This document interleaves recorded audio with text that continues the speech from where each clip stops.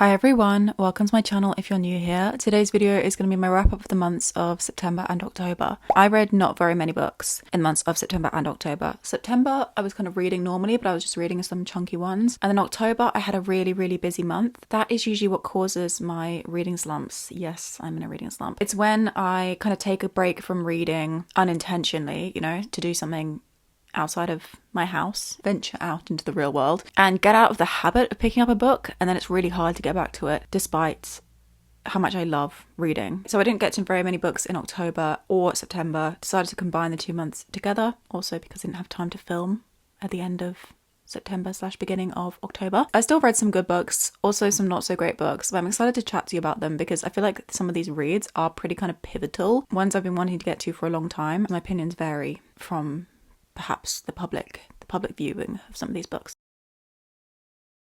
The first couple of books that I read in the month of September actually go together, so I'm going to talk about them together, and that is because I finally read the tandem, Empire of Storms, Tower of Dawn. These are books, okay, let me see.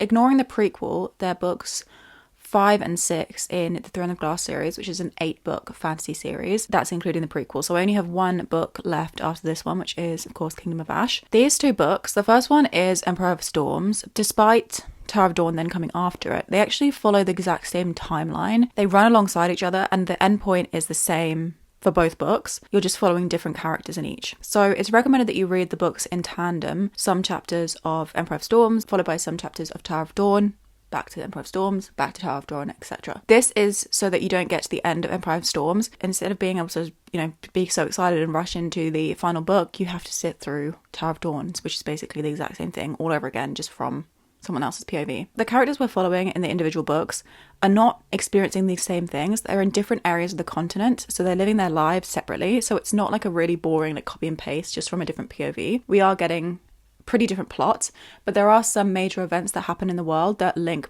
the two books together. Would I recommend doing the tandem?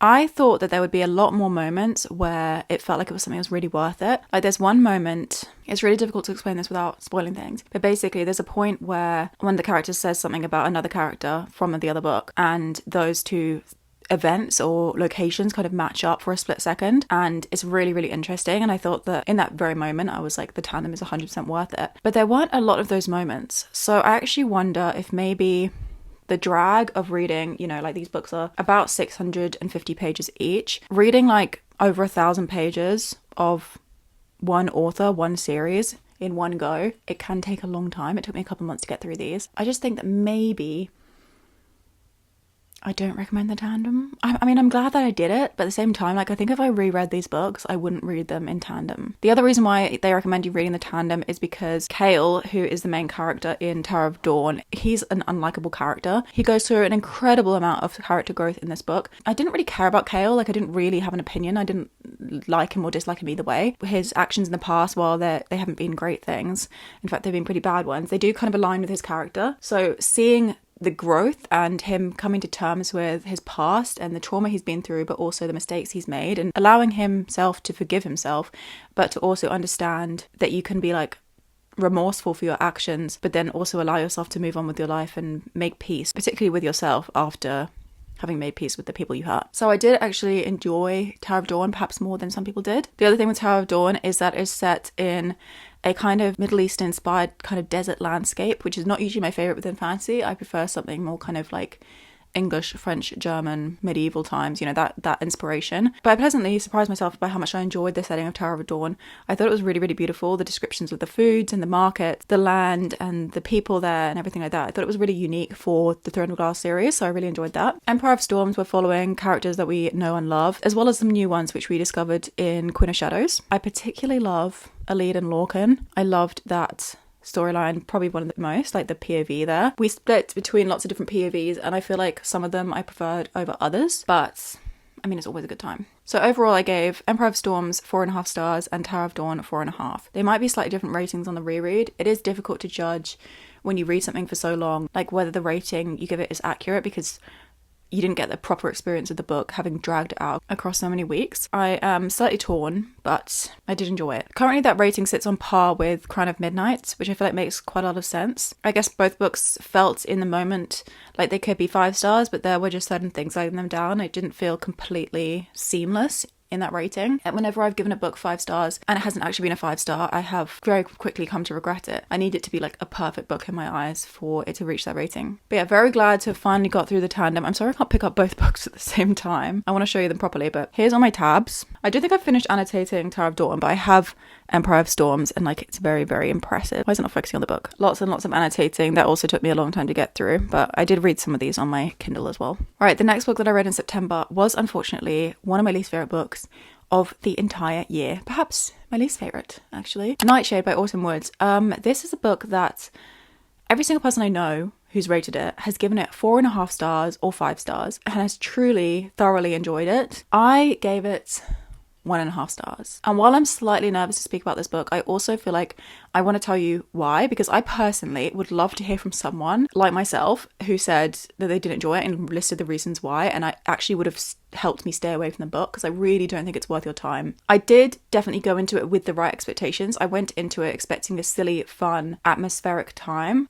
This is a dark academia book. We're following this girl called Ophelia who enters this university, Nightshade University. I think that's the name of it. No, maybe that's her house. Sorrow Song University. That's right. And she does that because her parents worked at that university and they both died in a helicopter crash. It was kind of covered up by the university, she assumes. She wants to kind of investigate her parents' murder, or what she thinks is her parents' murder. It's something that she's been told by her father, you know, like in his like dying wish, basically, was that she never step foot in the university because it's dangerous. So what does she do?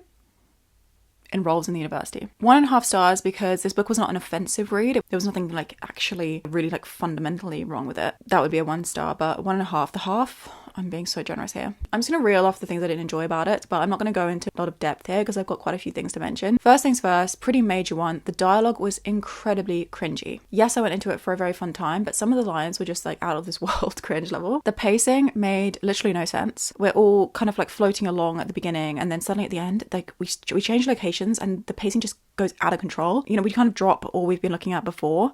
And it becomes very, very focused on the love interest, Alex, and his relationship with Ophelia. There's a murder that takes place at the university while Ophelia is there. The school doesn't care. Yes, the university has lots of students who are kind of like mafia children, but I don't know, I couldn't get past how like ridiculously unrealistic it is. And it wasn't even fun, it was just irritating. It was hugely inconsistent. I felt like there was no plotting. It's almost like the author had been writing without giving any thought to what would happen in the future. She was just looking at the next line and the next line. I was also surprised because this book has been traditionally published, and I was surprised that there wasn't very much editing or like restructuring that had gone on. I think this book might have started as a self-published one, but the publishing team had done nothing to help. The book is all tell and no show. There's lots and lots of things that we don't witness as the reader, which is annoying when you're like investing time in a book to just be told about it instead of seeing the scenes unfold before your eyes. And it was definitely insta-love. The ending was kind of the icing on the cake. It was, this is kind of crazy. The book just stops, and it doesn't stop in like a dramatic cliffhanger way. It stops in a,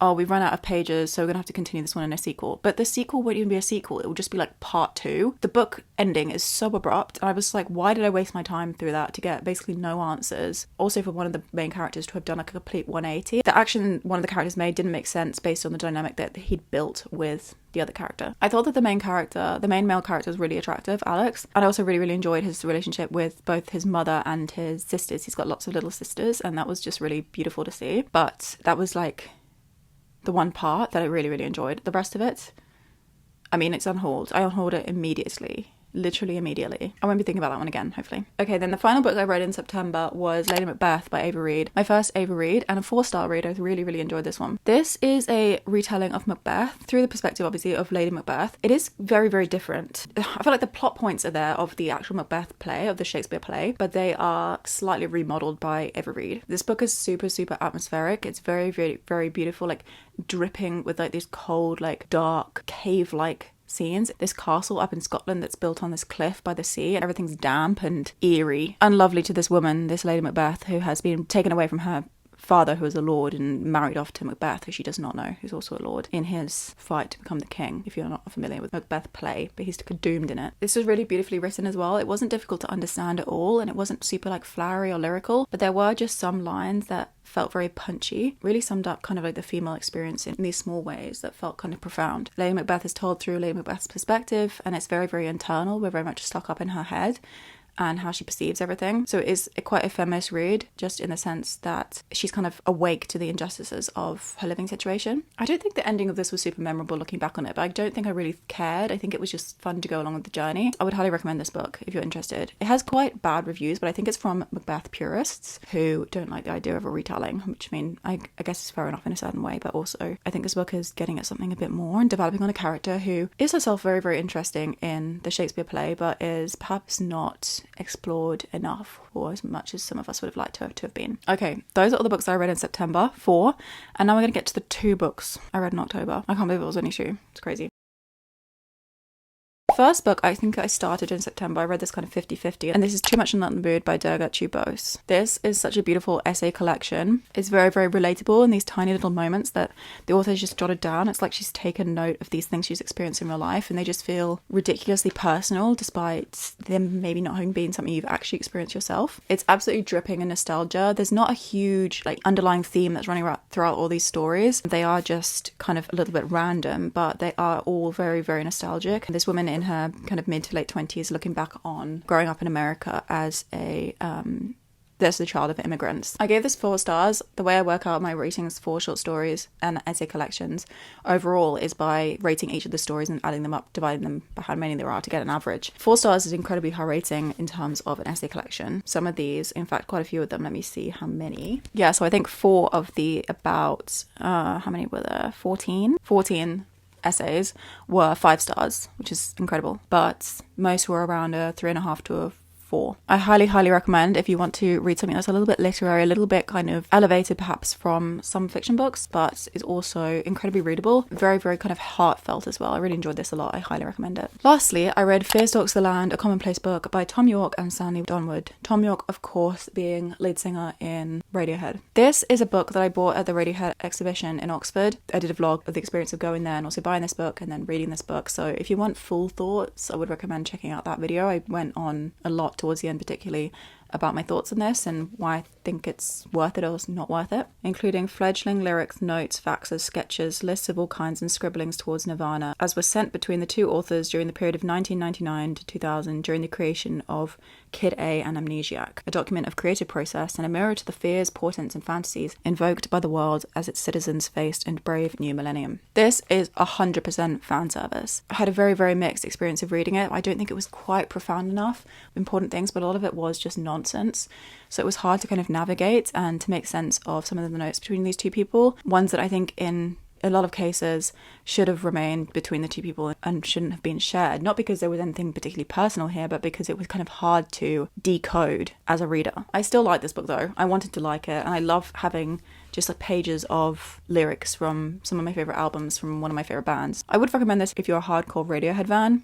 If you're not, I would stay away, steer clear, because you'll probably hate it. So there we have it. The very few books I have to mention here. Also very, very few to hold up because lots of these I don't own physically. I would love a copy of Lady Macbeth. I would hate a copy of Nightshade. If you enjoyed this video, please give it a thumbs up to let me know that you did. Subscribe if you'd like to stick around and see more videos from me. November has set off slow. I've only finished 1 book so far and it's been an audiobook, but I am in the middle of Dracula and I hope to finish that one soon. And I've got so many books that I'm so excited to get to. I just haven't had the time to do so. I'm going to try and make that a priority this November. I'm also trying to stay away from my phone. I've been on it too much and I'm sick of it. The best way to do that is read, especially before bed and things like that. So hopefully we'll have more books to mention in November. Not sure whether I'm going to film a wrap up at the end of November or at the end of December. It will depend on how many books I manage to get through. Stay tuned if you'd like to see more of my reading. Thank you so much for being here. Sending my love to you from here to wherever you may be in the world. Bye bye.